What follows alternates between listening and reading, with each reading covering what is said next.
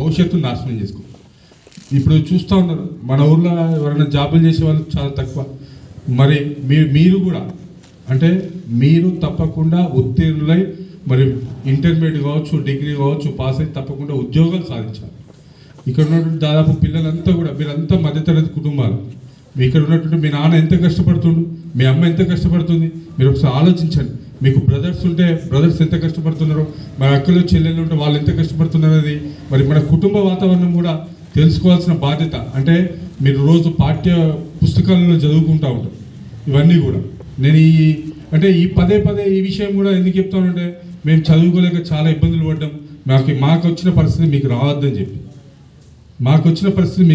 చెప్తాం.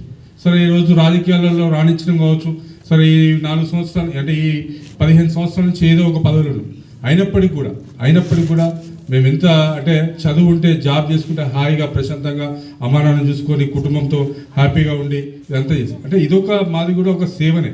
కాకపోతే ఇంకా ఫ్రీనెస్ అంటే జాబులు చేసుకోవాలి, మంచిగా ఉండాలి, మంచి ఉన్నత మీ అమ్మ నాన్న గౌరవం నిలబెట్టాలి, టీచర్ల గౌరవం నిలబెట్టాలి అనేది చాలా అవసరం అని చెప్పి సందర్భంగా తెలుసు. ఏదేమైనప్పటికీ కూడా అంటే ఒక తరగతి నుంచి ఇంకో తరగతికి వెళ్ళాలి, తప్పకుండా ఇక్కడ ఈ వాతావరణం నుంచి ఇంకా మంచి వాతావరణంకి వెళ్ళాలని చెప్పి మరి కోరుకుంటూ పిల్లలందరూ కూడా రాబోయే రోజులలో మరి ఇంతకుముందు రాగా పేరెంట్స్ అంటున్నారు ఈ స్కూల్కి సంబంధించి స్ట్రెంత్ పెంచాలని చెప్పి అక్కడ ఉన్నటువంటి తల్లిదండ్రులు రాక ఇప్పుడు కార్ దిగగానే చెప్తున్నారు.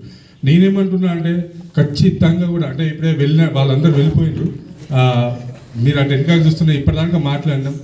దయచేసి ఇంకోటి 7th క్లాస్ విద్యార్థులు కావచ్చు, 6th క్లాస్ కావచ్చు, మరి 8th క్లాస్ కావచ్చు, 9th ఇప్పుడు ఉన్నటువంటి 9th అంటే ఇప్పుడు 10th వస్తున్నాం. దయచేసి పద్ధతులన్నీ మార్చుకోండి, డ్రెస్ యూనిఫామ్ మెయింటైన్ చేయండి. తప్పకుండా కూడా ఇక్కడ యాజ్ సర్పంచ్గా నేను ఎప్పుడు కూడా గమనిస్తూ ఉన్నా మీ స్కూల్ విద్యార్థులందరినీ కూడా.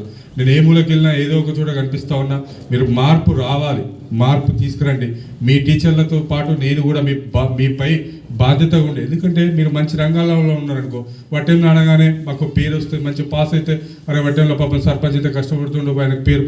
అంటే మీకే సదుపాయాలు మీకు చెప్పండి, మీ బాధలు చెప్పండి. ఇక్కడ టీచర్లు ఉన్నారు, మీ ఫ్రెండ్స్ ఉంటారు, బాధ్యతగా అయిన సర్పంచ్ స్థాయిలో నేనున్నా, బాధ్యత గల పౌరులుగా. మీ స్కూల్లో ఇంకేమైనా ఏ అవసరాలు ఉన్నా కూడా నాకు కష్టమైనప్పటికీ కూడా నేను పదే అంటే స్టడీ విషయంలో చాలా జాగ్రత్తగా ఉంటున్నా. మరి ప్రతిరోజు కూడా ప్రతి టీచర్ని గమనిస్తూ ఉన్నా, ప్రతి విద్యార్థిని గమనిస్తూ ఉన్నా, ప్రతి ఒక్కరికి కూడా గమనించుకుంటూ పోతాను. దయచేసి అందరూ కూడా డిసిప్లిన్ కానీ మరి వారందరూ కూడా మెయింటైన్ చేయవలసిందిగా కోరుకుంటూ మరి అవకాశం ఇచ్చినటువంటి ఈ ఫేర్వెల్ పార్టీకి చాలా గ్రాండ్గా జరుపుకోండి.